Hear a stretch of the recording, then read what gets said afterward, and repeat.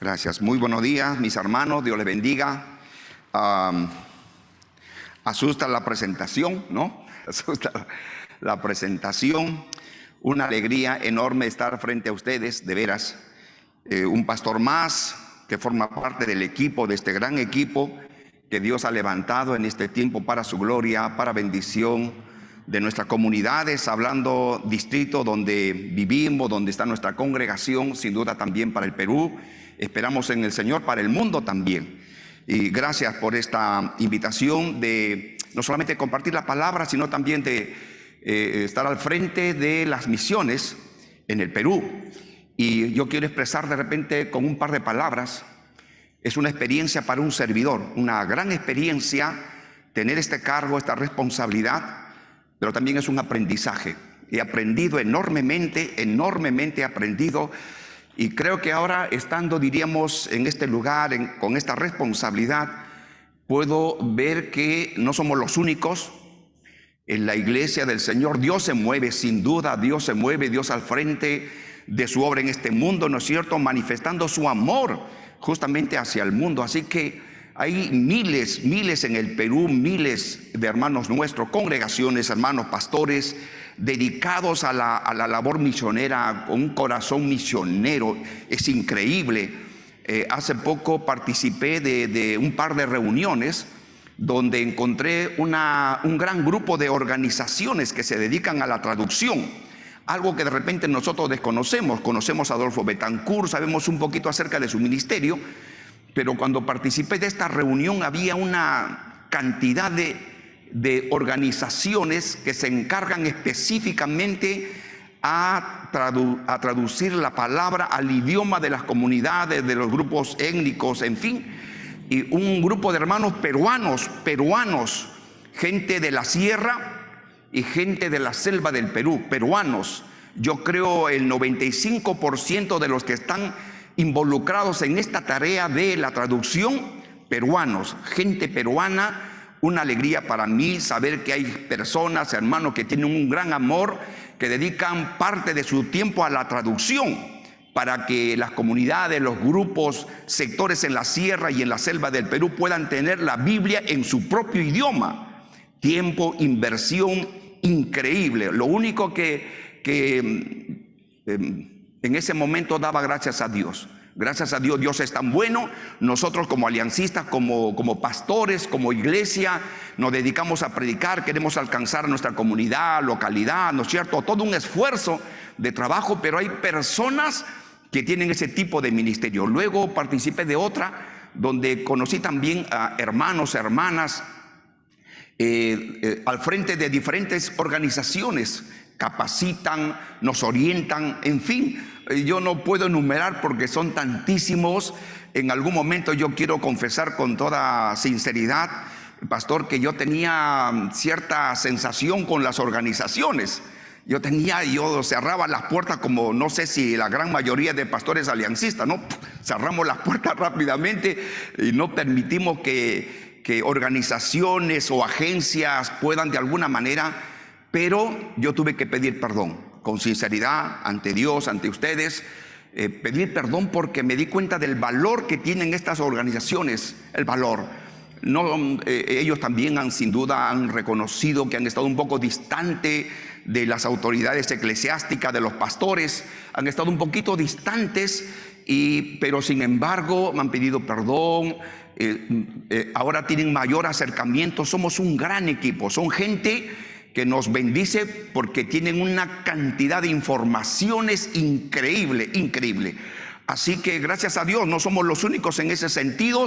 Mucha gente involucrada en esta gran tarea de cumplir la misión de Dios en esta tierra, pero al frente sin duda está Dios. Permítanme, mis hermanos, quiero invitarles a abrir sus Biblias en el libro de los Hechos, en el capítulo 11, y vamos a estar tomando algunos textos de este capítulo. Hechos capítulo 11, para poder compartir el tema que tenemos a continuación, ¿no? La bendición de las misiones. Realmente es una bendición las misiones. Capítulo 11 del libro de los Hechos. Permítame, por favor, la bendición de las misiones. Permítame un momentito de oración. Padre, en el nombre de Jesucristo, te damos gracias por tu presencia en medio nuestro. Gracias, Dios, gloria a tu nombre. Señor, al vernos entre nosotros, Señor, una bendición poder ver a tus siervos, a los siervos, conversando, compartiendo algunas experiencias, saludos, cariño, amor. Señor, gracias por tu presencia en medio nuestro, gracias por esta gran comunidad. Te ruego que nos bendigas con tu palabra, Padre, nos bendigas con ello, te lo ruego, en el nombre bendito de nuestro Señor Jesucristo. Amén y amén. Permítame iniciar con estas palabras. La mejor forma de bendecir al mundo, la mejor forma de bendecir al mundo es seguir evangelizando y haciendo misiones.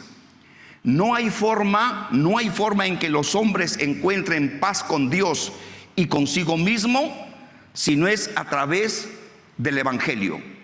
No hay forma en que los hombres se salven, encuentren sanidad interior, liberación, si no es a través del evangelio. No habrá hombres transformados si no es por el poder del evangelio. La mejor forma de bendecir al mundo es seguir evangelizando y haciendo misiones. No hay otra forma, no hay otro camino, es a través del evangelio. Todos nosotros los que estamos aquí en este lugar, estamos aquí porque alguien pudo evangelizarnos. Qué bendición, no solamente de ser hijo de Dios, sino ahora de ser siervo. No seríamos pastores, no tendríamos un ministerio, una congregación, no tendríamos una familia con hijos que amen a Dios si otros no hubiesen compartido con nosotros el evangelio. Amigos pastores, las misiones y el evangelismo es una bendición para todos los hombres. Por lo tanto, esto debe seguir, esto debe continuar. No podemos bajar la guardia, no podemos detenernos. Nuestras iglesias grandes, nuestros ingresos, nuestras actividades no debería ser un impedimento para seguir evangelizando y haciendo misiones. No olvide que el evangelismo y las misiones son una bendición al mundo. Ahora, para que esto se siga dando, para que esto pueda continuar, los pastores jugamos un papel importantísimo en el evangelismo y las misiones. La iglesia se moverá, la iglesia actuará dependiendo de su pastor. No olvide que los pastores jugamos un papel importantísimo en el evangelismo y las misiones. Muchas veces hemos escuchado palabras como estas: los pastores pueden ser la clave.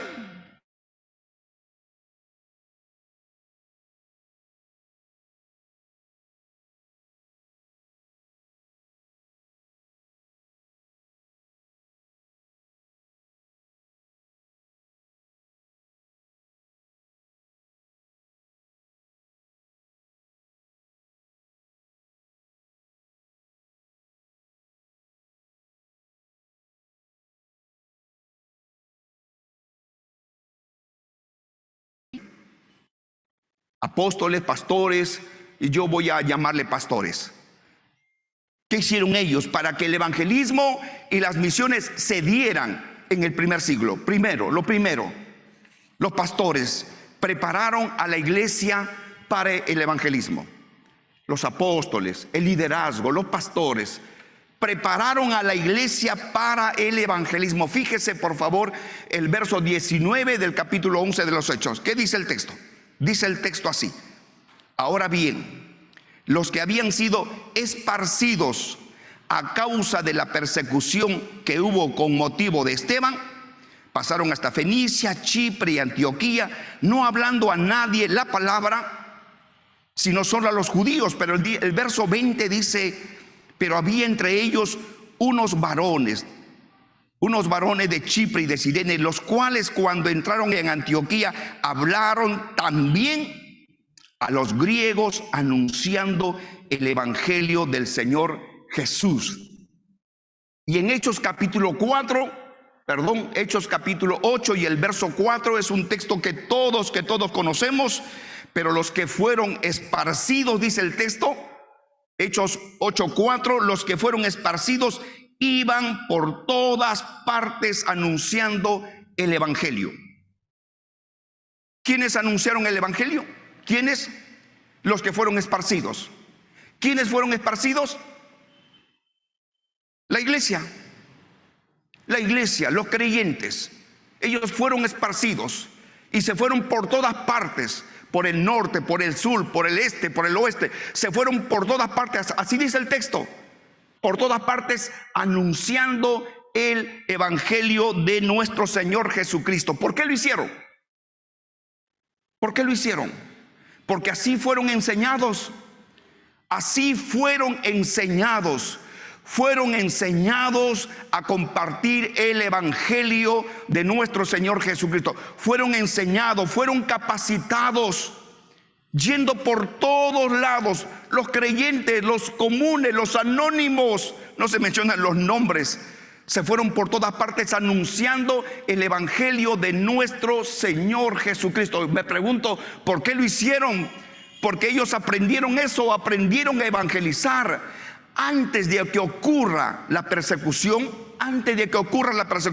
ya la iglesia compartía la palabra. ¿Recuerdan ese texto? Y la palabra crecía y el número de los discípulos se multiplicaba. Es decir, antes de la persecución ya la iglesia evangelizaba. ¿Por qué lo hacía?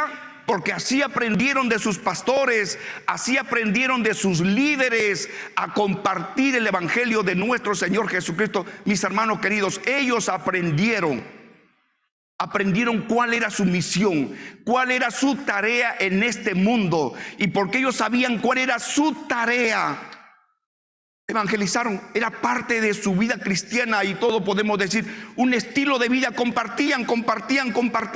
El número de discípulos se multiplicaba cada vez que la palabra crecía.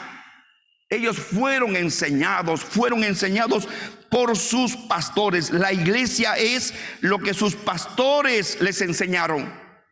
La iglesia es lo que sus pastores les enseñaron. Ellos sabían cuál era su misión, la tenían tan clara y aprendieron que deberían evangelizar en todas circunstancias.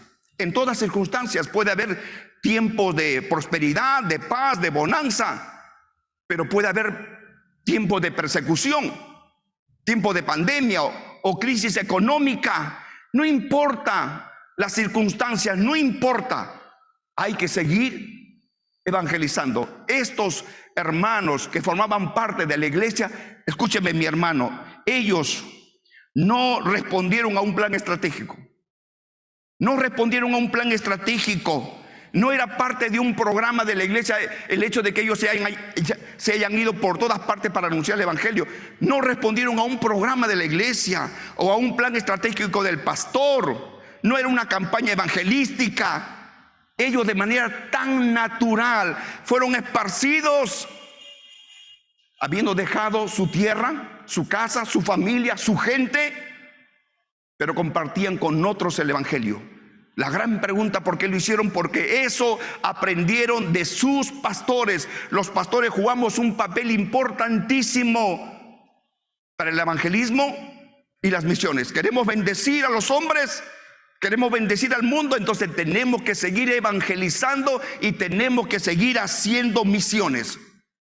Es interesante que el verso 21, fíjese el verso 21, 11:21, dice el texto así, dice: y la mano del Señor estaba con ellos, y gran número creyó y se convirtió al Señor. La mano del Señor estaba con ellos. ¿Con quiénes ellos? Los que llegaron a Antioquía y compartieron a los judíos y a los griegos. Gente que hace la voluntad de Dios. Creo, mis hermanos. No dice así en el verso 19. Sin embargo, en el verso 20, la mano del Señor estaba con ellos. Estos hermanos habían entendido claramente que el evangelio es para todos los hombres. Y la mano de Dios, porque ellos compartieron con los judíos y con los griegos. Permítanme expresarles, la iglesia de Antioquía es el resultado del evangelismo. La iglesia de Antioquía es el resultado del evangelismo. Hermanos que evangelizaron, gran número creyó y nace. La iglesia de Antioquía es el resultado del evangelismo, porque los hermanos se atrevieron a compartir el evangelio. ¿Cuántas iglesias a lo largo de la historia y en este tiempo, cuántas iglesias nacen como resultado de gente que ha entendido cuál es su misión en esta tierra? La iglesia de Antioquía es el resultado del evangelismo, un grupo de hermanos que compartieron gran gente. Así nace. ¿Saben mis hermanos? Pude estar en estos días o semanas en Bolivia. Fuimos con el pastor Antonio para instalar al nuevo pastor en Cochabamba. Y luego llegamos a La Paz.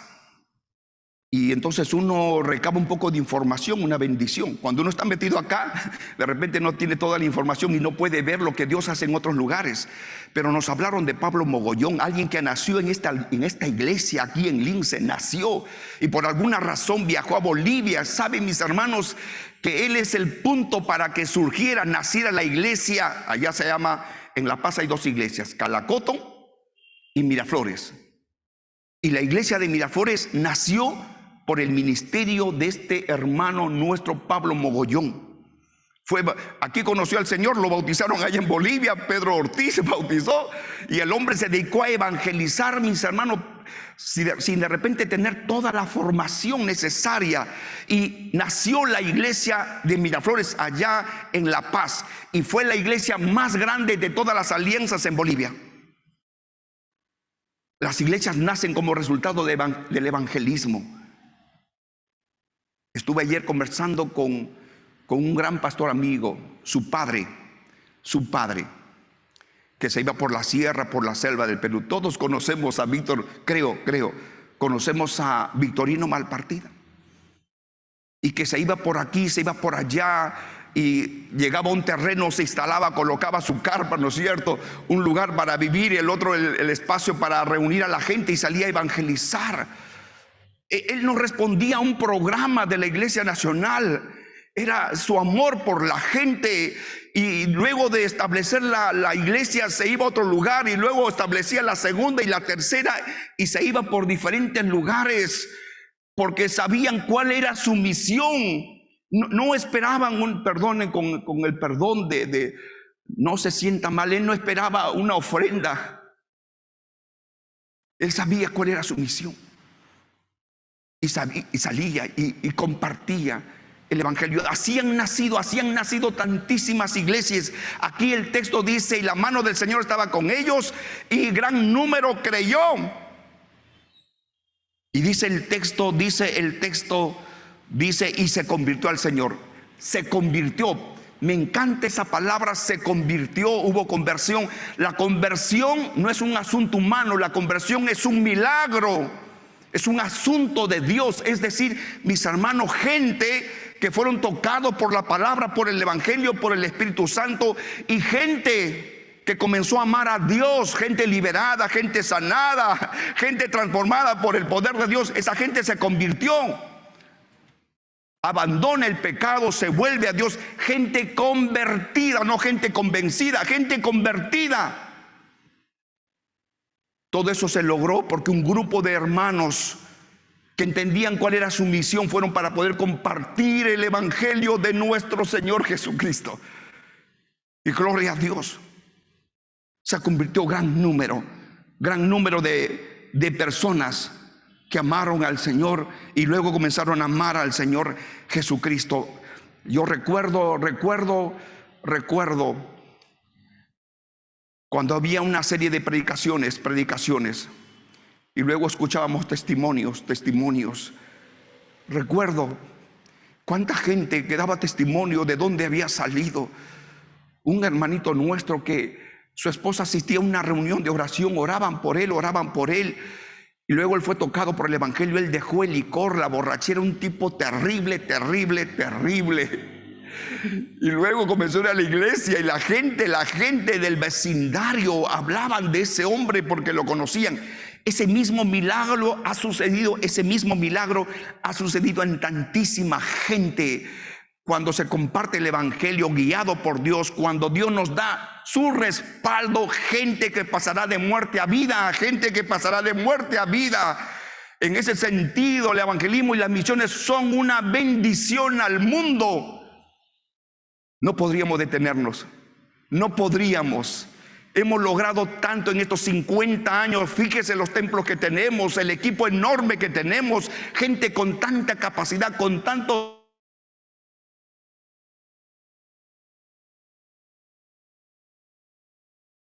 Hay que continuar evangelizando y haciendo misiones. Amén. Amén. No podemos detenernos. No podemos detenernos.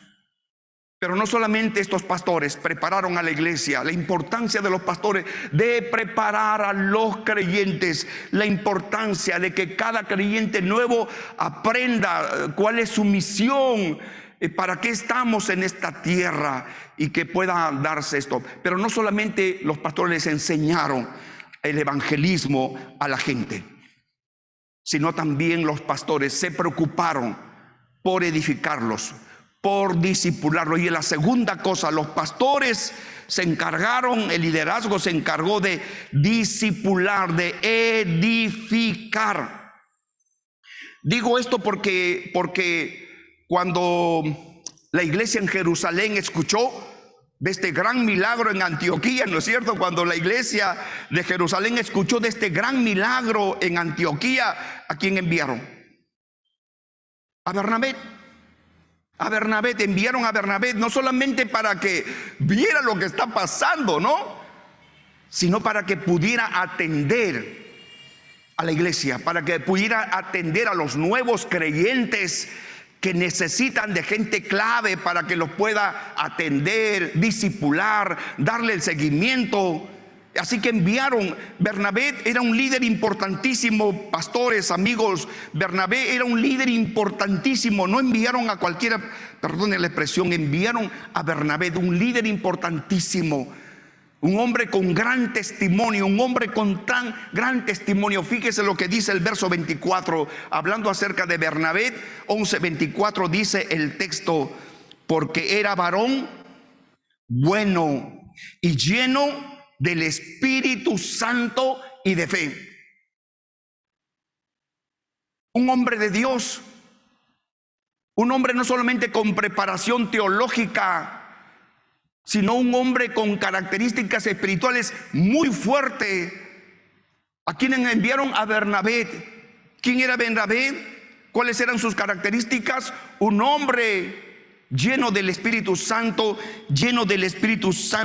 y de fe. Así son los líderes que se encargan de edificar a la iglesia de Jesucristo. Así deberían ser los líderes, deberíamos ser, incluyéndome, para edificar a la iglesia de nuestro Señor Jesucristo. No solamente la preparación teológica, sino las cualidades espirituales. Tiene que ser un hombre lleno de Dios y lleno de fe. Todos recuerdan las palabras del apóstol Pablo cuando se dirige a Corintios, cuando dice: no vengo con excelencia de palabras o de sabiduría. Él dijo: ni mi palabra ni mi predicación fue con palabras persuasivas de humana sabiduría, sino con demostración del Espíritu y de poder. Cuando usted comienza a leer Hechos, y usted se va a dar cuenta cuántos hombres llenos de fe, llenos del Espíritu Santo. Estas cualidades espirituales importantísimas para todos los hombres que sirven a Dios, no solamente para predicar, sino también para edificar, para enseñar a la iglesia, la importancia de ser lleno de Dios, lleno del Espíritu Santo. Somos gente que conocemos, somos gente estudiosa, y gloria a Dios por eso. Me admiro de gente que lee, que se informa, que conoce. Gloria a Dios por eso. Pero no debemos olvidarnos de estas características espirituales: ser llenos de Dios, llenos del Espíritu Santo y llenos de fe. Así son los hombres que se encargan de edificar a la iglesia de nuestro Señor Jesucristo. Y Bernabé fue enviado, y dice el texto que cuando llegó a Antioquía, vio la mano de Dios, vio la gracia de Dios, vio la bendición de Dios, así dice el texto, vio, y se quedó asombrado, y había gozo en su corazón y gozo en la gente. Claro, es el resultado cuando llega el evangelio al corazón de la gente. No solamente alegría en el corazón de los que se convierten, sino alegría en los hombres que amamos a Dios, que estamos conectados con Dios, porque Dios quiere salvar a todos los hombres. Hubo gozo en Bernabé, un hombre importantísimo, un hombre con lindas cualidades, con rasgos particulares. Dios quiera que así se escribiera de estos hombres, de estos siervos en esta generación. Hombres llenos de fe y llenos del Espíritu Santo. Que los que se encarguen de escribir en algún momento libros, panfletos, puedan escribir y describir cómo fueron las características de los hombres que formaron parte del Lima al Encuentro con Dios, del liderazgo, del LED. Dios quiera que así sea. Pero Bernabé, mis hermanos, un tremendo hombre de Dios, con tanta capacidad y con tantas cualidades.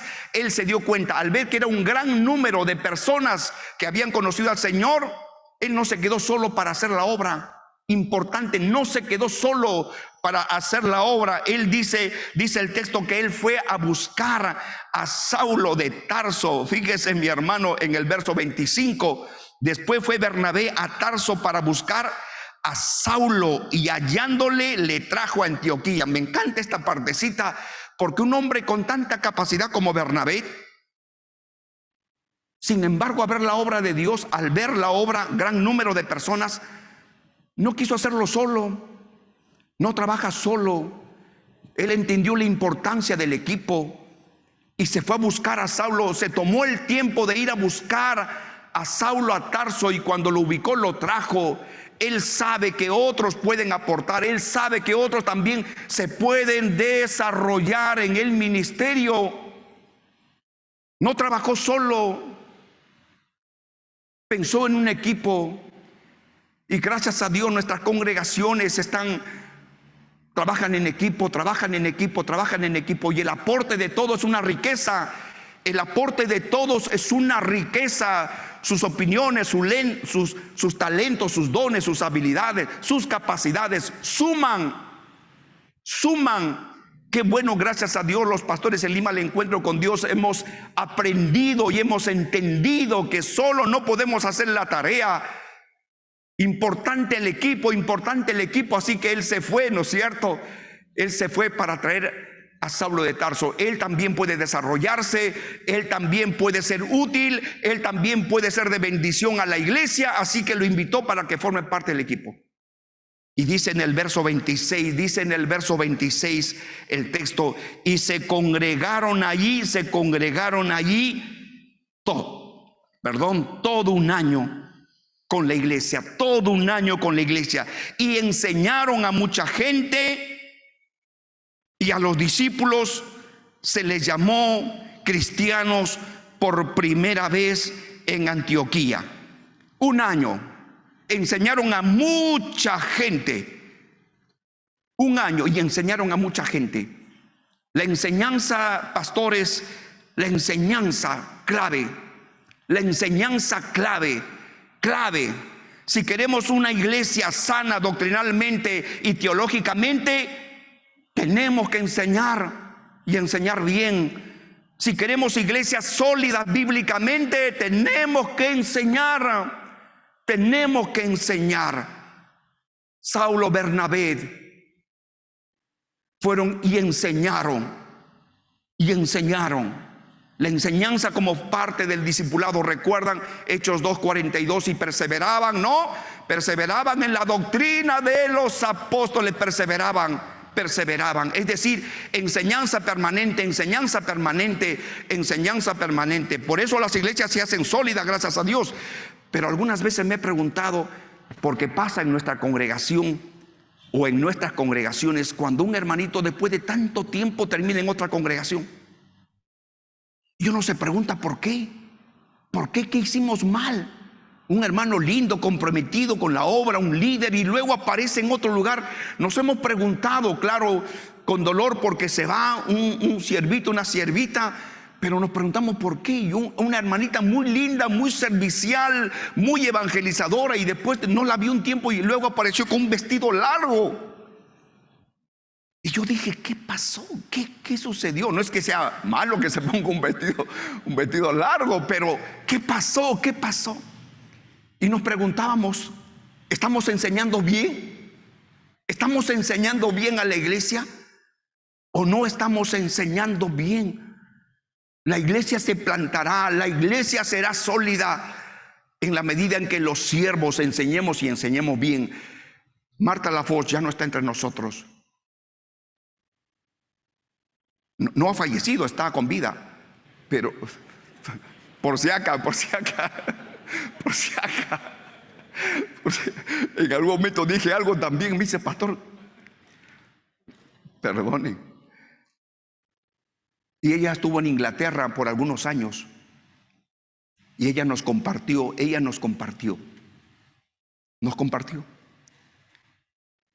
Me dice, si yo no hubiese sido bien capacitada en Lima, hubiese terminado en cualquier congregación, porque hay de todo. La ciudad donde estaba hay de todo, tantas congregaciones con tantas tendencias, tantísimas. Ella me dice, si yo no hubiese sido preparada, capacitada en Lima como fui capacitado, hubiese terminado en cualquier grupo. Fíjese la importancia, mis hermanos, acá mismo en los inicios de LED. Yo no tuve esa bendición, pero en los inicios de LED se daba academia bíblica 2 veces por semana. La gente tenía hambre, y aprendió bien, y hay un buen liderazgo de esos tiempos, hay un buen liderazgo que queda hasta el día de hoy. Resultado, creo, de corazón, porque fueron enseñados bien. La importancia que tiene para que nuestra gente pueda permanecer siendo fiel al Señor, siendo fiel. La enseñanza le va a dar a la iglesia estabilidad, le va a dar a la iglesia solidez, le va a dar a la iglesia eso, la iglesia madurez.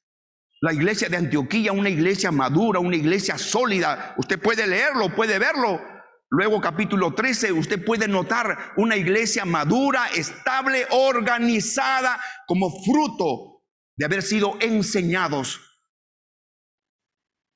Así que los pastores no solamente se dedicaron a preparar a la iglesia para el evangelismo, los pastores también se preocuparon para que la gente pueda quedar, para que la gente pueda aprender. Se dedicaron a enseñar, edificar, discipular a la congregación. Qué importante, mis hermanos, qué importante. Ojalá Dios quiera que se abran nuevas congregaciones, de hermanos nuestros que han aprendido todas estas cosas, y que cuando se van de un lugar a otro, entonces puedan compartir de su fe con otros. Pero una vez que lo hagan, poder enseñar a esa gente. Hay una tercera cosa que hicieron los pastores.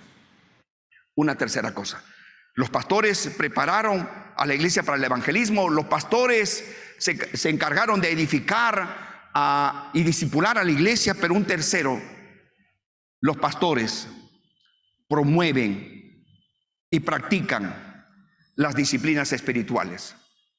Los pastores promueven y practican las disciplinas espirituales. Y alguien podría decir, ¿y qué tiene que ver las prácticas espirituales con las misiones? ¿Qué tiene que ver las prácticas? Que tiene mucho, mis hermanos, tiene que ver mucho. No debemos olvidar que la iglesia de Antioquía es la primera iglesia misionera formal. La iglesia de Antioquía es la primera iglesia formal, la iglesia de Antioquía, de donde salieron los misioneros, respaldados por sus iglesias y por sus pastores, la iglesia de Antioquía. Pero ¿cómo así la iglesia de Antioquía se convirtió en una iglesia misionera? ¿Cómo así surge el hecho de hacer misiones? ¿Cómo así se le ocurrió a la iglesia, vamos a hacer misiones? ¿Cómo así? Permítanme, mis hermanos, las palabras que uno puede encontrar en los primeros 4 versículos de Hechos 13, las palabras usted va a ver ayuno, oración, Espíritu Santo, envío, ayuno, oración, Espíritu Santo, separados. Fíjese en las palabras, importantísimos, importante. Una iglesia con prácticas espirituales deben ser promovidas por sus pastores. Una iglesia con prácticas espirituales debería ser promovida por sus pastores, El ayuno, la oración, la búsqueda de Dios no lo promueve la iglesia, no lo promueven los creyentes, lo promueven sus pastores, lo promueve su liderazgo. Una iglesia que busca a Dios en ayuno y oración debe ser promovida por sus propios pastores. Esto habla de la dependencia de Dios. Habla de la dependencia de Dios, es decir, una iglesia oraba, ayunaba, buscaba a Dios, dependía de Dios, buscaba la dirección del Señor. Ahí donde los pastores sufrimos un poco, porque nuestra tendencia es rápidamente tomar decisiones y a veces sin buscar la dirección de Dios y sin haber invertido tiempo de oración. No olviden, siervos, pastores queridos, no olviden, nuestro Señor Jesucristo se pasó un tiempo orando, buscando a Dios, y al día siguiente comenzó a llamar a sus siervos. Esta era una iglesia que practicaba, buscaba la dirección de Dios, buscaba hacer la voluntad del Señor. Y luego de orar, luego que la iglesia está orando, ayunando, viene la obra de Dios. Escúcheme, siervos, luego que la iglesia ora y ayuna, viene la obra del Espíritu Santo, viene el obrar de Dios. Viene cuando una iglesia ora, luego viene la obra de Dios. Perdonen la expresión, viene el movimiento de Dios y Dios comienza a obrar. Cuando una iglesia ora, cuando una iglesia practica estas disciplinas, y Dios, lo sabemos. Alguien dirá, pastor, no tiene que enseñarme, yo ya sé qué es esto. Yo ya sé qué significa la oración, pero mis hermanos, todos sabemos. Hechos capítulo 12, todos sabemos acerca de cuando Pedro fue encarcelado. ¿Recuerdan cuando Pedro fue encarcelado? ¿No es cierto? Pedro fue encarcelado y la iglesia, dice el texto, la iglesia, Hechos 12:5, dice que la iglesia oraba sin cesar. La iglesia oraba, siervos, la iglesia oraba sin cesar. La iglesia seguía orando. Pedro ya estaba libre. Dios envió un ángel de manera milagrosa, ¿no es cierto? Escúchenme, no solamente es historia verídica y es poder de Dios. Dios obró, envió a su ángel, lo sacó. Ustedes saben de dónde lo sacó, qué calabozo, cuántos soldados. Y luego estaba libre, y luego fue al lugar, a la casa, y la gente seguía orando, y la gente seguía orando, porque la iglesia hacía oración sin cesar por su siervo. Y mientras la iglesia ora, Dios comienza a obrar. Mientras la iglesia ora, Pedro varias veces ha estado preso. Pedro, Juan, varias veces preso, ¿no es cierto?, en diferentes lugares. Pero lo que me encanta fue cuando después, Hechos capítulo 4, y en el verso 31, dice el texto que después que él compartió su testimonio, cómo se dirigió a las autoridades, y él se puso a orar, y luego de que él oró, dice, el lugar se movió. Lo que quiero expresar con estas palabras, mis hermanos queridos, lo que quiero expresar con estas palabras es que cuando la iglesia busca a Dios, Dios comienza a moverse. Cuando la iglesia busca a Dios, estoy seguro que muchos de los presentes, muchos de mis consiervos podrían dar testimonio, y seguramente grandes testimonios para la gloria de Dios. No podemos pasar por alto estas cosas. Una iglesia misionera tendrá prácticas espirituales. Una iglesia misionera tendrá prácticas espirituales, y cuando las tenga se va a convertir en una iglesia misionera. Cuando las tenga se va a convertir en una iglesia misionera. Permítame estas palabras: una iglesia lleno de Dios, una iglesia lleno de Dios, una iglesia lleno de amor buscará a la gente, irá por el mundo. Una iglesia, un siervo lleno de amor, no va a callar, saldrá y buscará a la gente para poder compartir con ellos el evangelio de Jesucristo. No podemos pensar que una iglesia llena de Dios se quedará dentro de su propia congregación, dentro de su propio templo, mi hermano. Una iglesia llena de Dios. Por eso esta iglesia buscaba al Señor.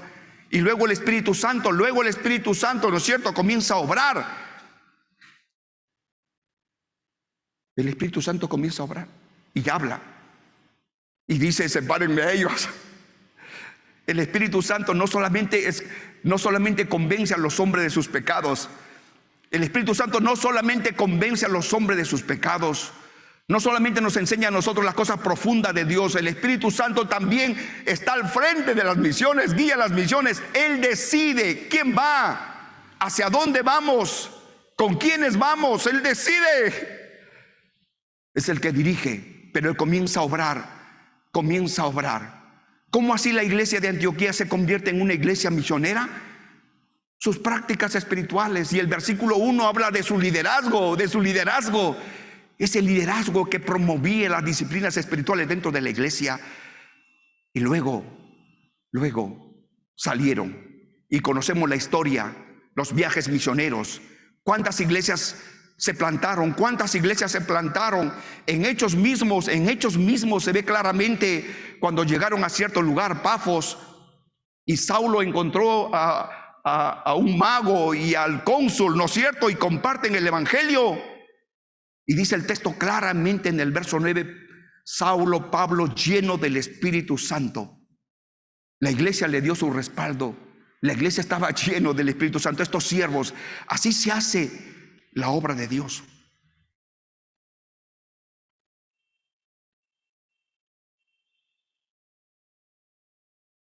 En lugar de un sándwich al inicio para entrar, tendré que ser un bocadito.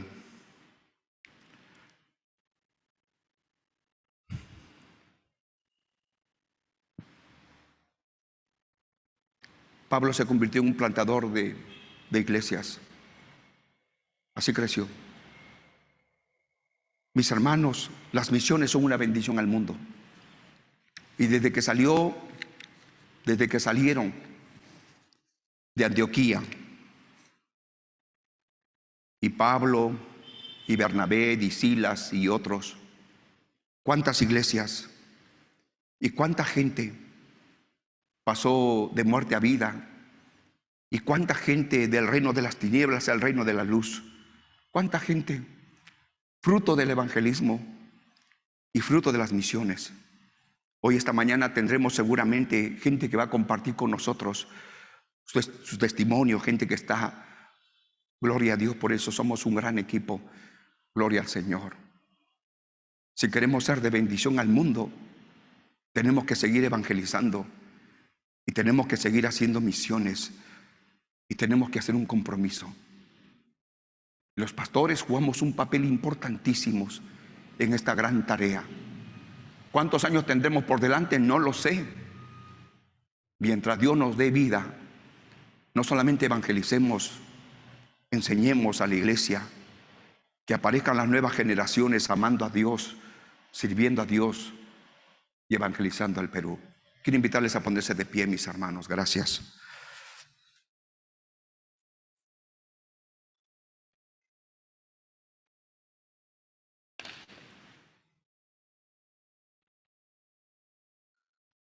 Invitarles también a cerrar sus ojos. Este es un momento especial.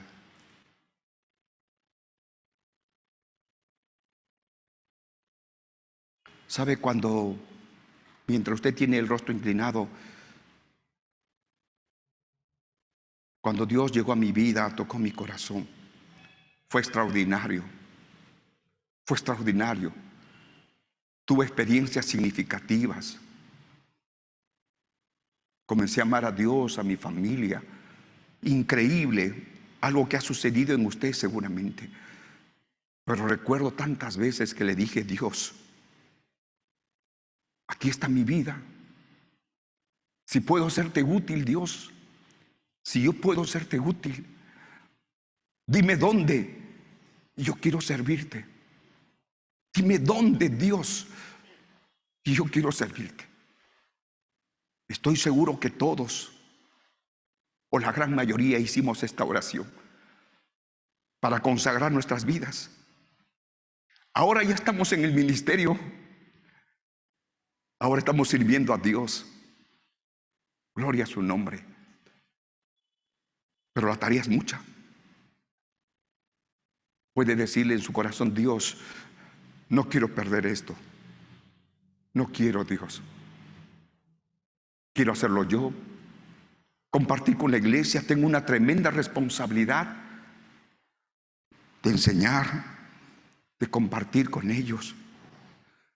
Dios, bendíceme con tu presencia. Quiero ser lleno de ti. Dígale, siervo, mi hermano querido, véalo como de parte de Dios, no como un asunto humano. Dios, lléname de tu presencia. Perdóname si he estado haciendo el ministerio sin buscarte como debería hacerlo. Perdóname por descansar en mis capacidades y en mis dones.